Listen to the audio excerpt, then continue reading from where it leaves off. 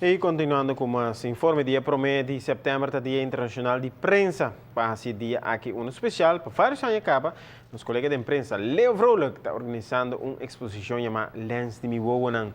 De exposição aqui está pondo portretos de passado e presente para o povo inteiro por admirar. Durante está dedicada a exposição a um baluarte de prensa. E aqui a toca turno na senhor Famous Dias e nos colega Spita Andrade. Essa aqui de 7 anos que eu organizei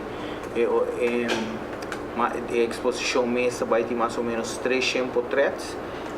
E também tem portretos de ano aqui.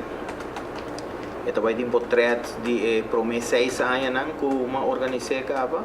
E também também tem blueprinting que RPC a organização para semana passada. Trata a imprensa de um trabalho que botem com raça, com hope, amor e dedicação. Nos colegas Nelson Spita Andrade conta-nos de sua trajetória de carreira aqui, de qual está sumamente agradecido por o reconhecimento especial aqui dedicado na sua persona. É algo único, uma colega não deve contar a experiência de trabalho durante anos.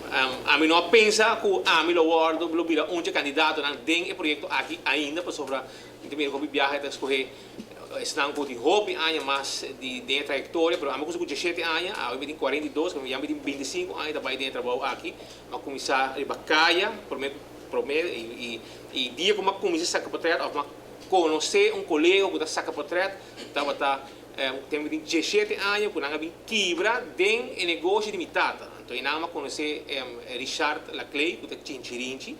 Então, depois, nós fizemos uma amistade, nós começamos a correr em auto com ele. Mas uma câmera foi gêmeo, eu direto vez, me disse na banda, saca portreto. E depois, eu direto vez, mas começamos a trabalhar Coran, part-time, imaginava. Que tempo aí, eu trabalhar part-time, eu ganhar para a luna. 350 florins para a luna. Então, eu tenho que gastar 500 florins de gasolina.